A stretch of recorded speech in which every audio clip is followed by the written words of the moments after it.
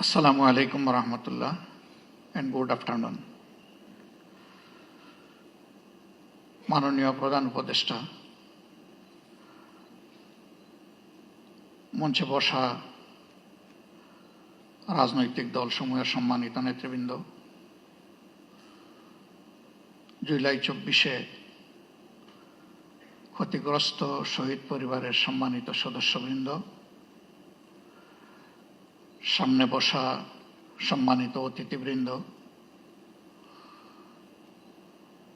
শহীদ এবং আহত পরিবারের সম্মানিত সদস্যবৃন্দ, সাংবাদিক বন্ধুগণ, প্রথমে আমাকে এখানে ইনভাইট করার জন্য আমি আজকের আয়োজক সংস্থা ইউনাইটেড নেশনস অর্গানাইজেশনের কান্ট্রি অফিসকে আমি ধন্যবাদ জানাচ্ছি।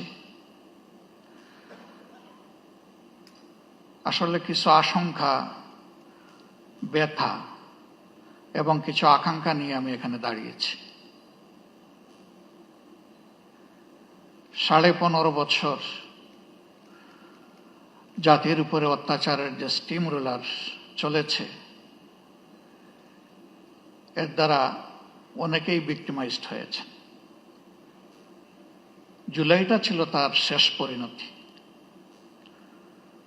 শুরুটা ছিল কার্যত 2009 সালের 25 এবং 26 ফেব্রুয়ারি ঢাকার পিলখানায় 57 জন দেশপ্রেমিক চৌকস, প্রতিশ্রুতিশীল, বিভিন্ন পর্যায়ের সামরিক কর্মকর্তাকে হত্যাকাণ্ডের মধ্য দিয়ে বাংলাদেশের উপর ফ্যাসিজমের থাবা শুরু হয়। তারপরে একে একে রাজনৈতিক দল, প্রথমে আমাদের দলটাকে দিয়েই শুরু করা হয় এবং শেষ পর্যন্ত যারা অপোজিশনে ছিলেন তারা কেউ বাদ পড়েননি। শুধু রাজনৈতিক দল নয়, এদেশের আলেম সমাজ, সাংবাদিক সমাজ, বুদ্ধিজীবী সমাজ, ব্যবসায়ীরা কেউই কিন্তু ফ্যাসিবাদের থাবা থেকে বাদ পড়েননি। অনেক সাংবাদিকের জীবনও চলে গিয়েছে, আবার কাউকে কাউকে জেলের ভাত খেতে হয়েছে। এমনকি হিউম্যান রাইটস নিয়ে যারা কাজ করেন তাদেরকেও সত্য কথা বলার জন্য জেলে থাকতে হয়েছে।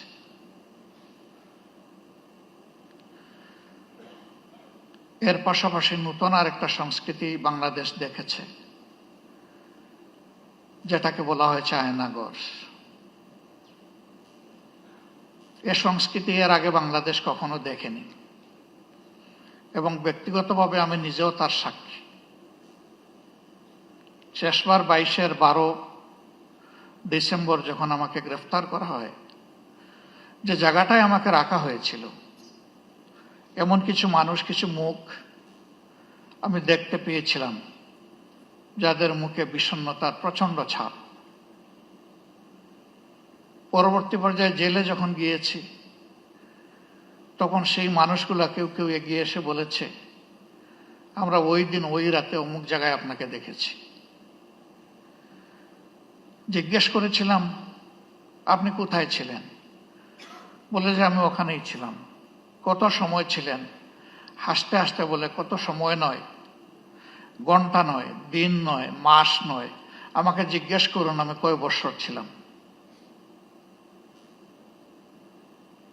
অথচ আমাদের আইনে স্পষ্টভাবে ডিরেকশন দেয়া আছে, কাউকে গ্রেফতারের 24 ঘন্টার ভিতরে অবশ্যই তাকে আদালতে তুলতে হবে। কিন্তু না, তারা আদালতের মুখ দেখেননি। তারা জানেন না তাদের পরিবার পরিজন কে কিভাবে আছে, পরিবার জানে না তারা আদৌ বেঁচে আছে কিনা। আমি সকল আয়নাঘর দেখিনি। আমি যেটা দেখেছি, আমি বুঝতে পেরেছি এটি মধ্যম মানের, এটি চরম নিকৃষ্ট মানের নয়। সেই জায়গাগুলোতে কি হয়েছে সে কাহিনী যারা ভুক্তভোগী তারাই ভালো বলতে পারবেন। রাজনৈতিক দলগুলো নিজেদের অবস্থান থেকে বারবার তার প্রতিবাদ জানিয়েছে। কিন্তু তার প্রতিকার আমরা পাইনি, করতে পারিনি। শেষ পর্যন্ত আমাদের যুব সমাজের অতি ছোট্ট এবং সাধারণ একটি দাবিকে নিয়েই তারা রাস্তায় নেমেছিল। অতীতের মতো একই খান্দায় একইভাবে তাদের সেই দাবিকে স্তব্ধ করে দেওয়ার জন্য চেষ্টা করা হয়েছিল। 15 জুলাই রাতে ঢাকা বিশ্ববিদ্যালয়ে যা ঘটেছে, বিশ্ববিদ্যালয়ের ইতিহাসে এটি ছিল আনপ্রেসিডেন্টেড। এর আগে তার কোনো উদাহরণ ছিল না। রাজনৈতিক কর্মীদেরকে লেলিয়ে দেওয়া হয়েছিল। তারা একই সাথে আঘাত করেছে ছেলেদেরকে, আমাদের মেয়েদেরকেও বাদ দেয়নি। কার্যত এই মুভমেন্টটা এখান থেকেই মোমেন্টাম পেয়েছিল। এরপরে একে একে আবু সঈদের হত্যাকাণ্ড এবং বাকি হত্যাকাণ্ডগুলো শেষ পর্যন্ত জুলুমের অবসান করতে সক্ষম হয়েছে। আমি জাতিসংঘের ফ্যাক্ট ফাইন্ডিং কমিটিকে আমার দল এবং বাংলাদেশের মজলুম জনগণের পক্ষ থেকে ধন্যবাদ জ্ঞাপন করি। তারা স্বল্পতম সময়ে এগিয়ে এসেছেন এবং বাস্তবতা তারা তুলে আনার চেষ্টা করেছেন। কিন্তু তারা যেটুকু এনেছেন এটা আংশিক মাত্র, এটি পূর্ণাঙ্গ নয়। তার বাইরেও জুলুমের বিস্তর ক্ষেত্র রয়ে গেছে। আশার দিক, নতুন সরকার গঠিত হয়েছে ফ্যাসিজমের পতনের প্রেক্ষাপটে। বিচারের জন্য ট্রাইব্যুনাল গঠন হয়েছে, বিচারক নিয়োগ হয়েছে, তদন্তকারী সংস্থা হয়েছে, প্রসিকিউশনও নিয়োগ হয়েছে। কিন্তু এটি সত্য, এখন 1 বছর ছুঁই ছুঁই, এ সময়ের ভিতরে কিন্তু বিচার এখনো দৃশ্যমান হয়নি। আমরা বিশ্বাস করি এই প্রক্রিয়ার সাথে যারা সম্পৃক্ত তারা তাদের সর্বোচ্চটা দিয়ে চেষ্টা করছেন। সরকারের কাছে আমাদের অনুরোধ, এই এফোর্ট কি যথেষ্ট, নাকি এই জায়গায় আরো কিছু করার আছে? যদি আরো কিছু করার থাকে সেটিই তো করা উচিত। সারা বাংলাদেশে আমার মতো আপনারা অনেকে ঘুরেন, সব জায়গায় তো কান্নার রোল। কেউ আপনজন হারিয়ে, আর কেউ নিজেকে হারিয়ে। আপনজন হারানোর বেদনা আমরা বুঝি, কিন্তু যারা নিজেকে হারিয়ে বসেছেন, এই যে ছেলেটাকে দেখানো হলো, শুধু দুটো চোখ না থাকার কারণে গোটা বিশ্ব তার জন্য অন্ধকার। সে কি একা? আমাদের হিসাব মতো এই সংখ্যাটা 500-র কাছাকাছি যারা চোখ হারিয়েছে। হাত পা হারিয়ে, মেরুদণ্ডে আঘাত পেয়ে, বুলেট বিদ্ধ হয়ে হাসপাতালের বিছানায় কিংবা নিজের বাড়িতে পড়ে প্যারালাইজ হয়ে কাতরাচ্ছে, এই সংখ্যাটা 250-র উপরে। যারা বিছানায় পড়ে আছে আর যারা জীবন্ত লাশ হয়ে ঘুরছে, সেই সংখ্যাও 5000 কম নয়। আপনারা অনেকে জানেন, ইতিমধ্যে আমাদের সংগঠনের পক্ষ থেকে উদ্যোগ নিয়ে এই জুলাই যারা শহীদ হয়েছেন তাদের প্রোফাইলটা আমরা অন রেকর্ড নিয়ে আসার চেষ্টা করেছি। শতভাগ নিশ্চিত না হয়ে আমরা একটা নামও সেখানে যোগ করিনি। আমাদের এই প্রক্রিয়া অব্যাহত আছে, এটাকে আমরা ক্লোজ করিনি। 12 ভলিউমের এই শহীদ স্মরণিকা আমরা সকলের হাতে পৌঁছে দিতে পারিনি, তবে আমাদের ওয়েবসাইটে বাংলা, ইংলিশ এবং আরবিতে ইতিমধ্যেই আপলোড করা আছে। সেটা কেউ ভিজিট করলে আমরা খুশি হব। আমরা এবার হাত দিয়েছি যারা জীবন্ত শহীদ তাদের জীবন নিয়ে, এই অন্ধ, পঙ্গু, হাসপাতালের বেডে পড়ে থাকা প্যারালাইজড, তাদের বিষয়টা তুলে আনার জন্য। আমি সরকারকে অনুরোধ করব, এই কাজটা পূর্ণাঙ্গ যথার্থতা পাবে যদি সরকারি উদ্যোগে এটা হয়। আমরা আমাদের দিক থেকে পূর্ণ সহায়তা দিব ইনশাল্লাহ, যা আমাদের কাছে ম্যাটেরিয়ালস আছে তা দিয়ে, এবং আরো যা প্রয়োজন আছে আমাদের পক্ষে সম্ভব সঙ্গত সবকিছু দিয়ে। ইতিহাস যেন হারিয়ে না যায়, ইতিহাসটাকে ধরে রাখা উচিত এবং শ্রদ্ধার সাথে এটা আমাদেরকে স্মরণ করতেই হবে। আজকে আমাদের এই বসাটাও ওই ত্যাগের বিনিময়ে। ওই ত্যাগটা না হলে আমার নিজেরও অবস্থা কি হতো আল্লাহ ভালো জানেন। এখানে আমরা যারা আছি কে কোন অবস্থায় থাকতাম সেটা আল্লাহ ভালো জানেন। কাজেই আমাদের শহীদরা এবং জীবন্ত শহীদরা আমাদের অ্যাসেট, তারা আমাদের বোঝা নয়, এই স্বীকৃতি আমাদেরকে দিতে হবে।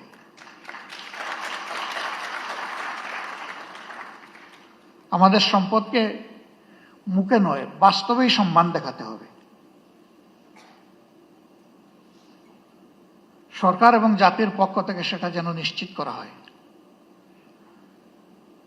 এ বিষয়ে নিশ্চিত করতে হলে তিনটা জিনিস প্যারালাল চলতে হবে: বিচার, সংস্কার এবং নির্বাচন।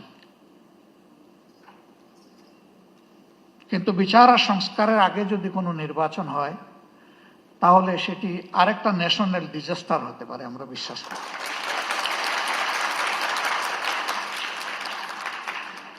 গত ২৬ তারিখ চীন মৈত্রী সম্মেলন কেন্দ্রে, সেখানে শহীদ পরিবার সোসাইটির একটা আয়োজন ছিল। ২-৪ জন বক্তব্য রেখেছেন, পুরোটা শুনতে পারিনি আমার অসুস্থতার কারণে, আংশিক শুনে আমি চলে গেছি। তাদের প্রত্যেকে অত্যন্ত সিংহের মতো গর্জন করে বলেছেন, বিচার না দেখা পর্যন্ত আমরা কোনো নির্বাচন দেখতে চাই না।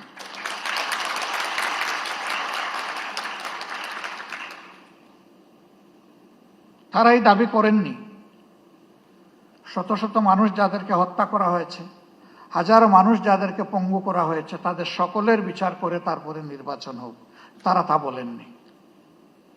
তারা বলেছেন যারা জঘন্য অপরাধী তাদের বিচারটা অন্তত ২-৪টা হলেও আমরা নিজ চোখে দেখতে চাই।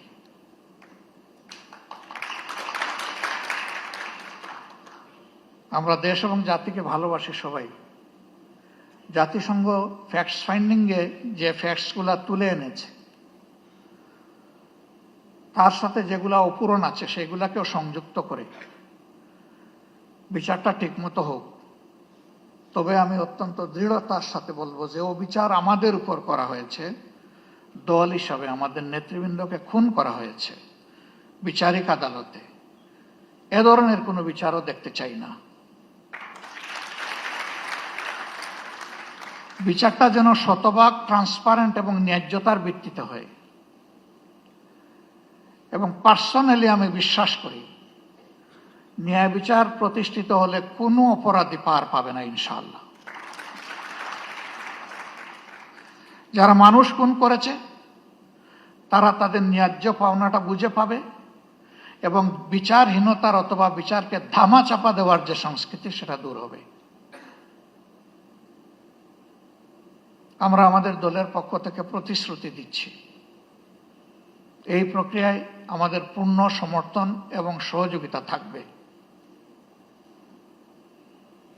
জনগণের ম্যান্ডেটের ভিত্তিতে আমরা সরকার পরিচালনা করার সুযোগ পাই অথবা আমরা বিরোধী দলে থাকি, এ বিষয়ে আমাদের ভূমিকা হবে স্পষ্ট, ন্যায্য এবং অকুতভয়। আমরা কাউকে পরোয়া করে কোনো কিছু বলবো না, করবো না।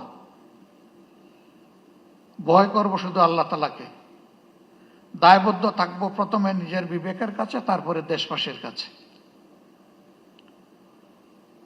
অন্যান্য দলের পক্ষ থেকে একই প্রতিশ্রুতি আসুক তা আমি প্রত্যাশা করি।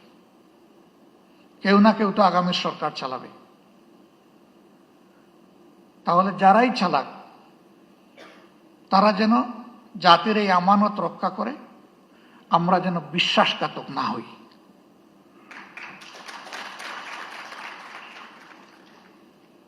আল্লাহ রাব্বুল আলামিন এই ন্যায় বিচার কায়েমের পথে আমাদের সরকার এবং জুডিশিয়ারি দুইটাকে আপোষহীন পথ চলার তৌফিক দান করুন। এবং আমি এখানে আরেকবার বলবো, জুডিশিয়ারি আমাদের স্বাধীন, এই কথা শুনতে শুনতে কান দুটো প্রায় বন্ধ হয়ে যাওয়ার উপক্রম হয়েছে। এটারও অবসান ঘটুক এবং সত্যিকার অর্থেই জুডিশিয়ারি স্বাধীন হোক। জুডিশিয়ারি তার পূর্ণ স্বাধীনতা ভোগ করুক। তাহলে আমরা মিনিমাম ন্যায় বিচার পেতে পারি বলে আশ্বস্ত হব। সবাইকে আরেকবার ধন্যবাদ। আসসালামু আলাইকুম রহমতুল্লাহ।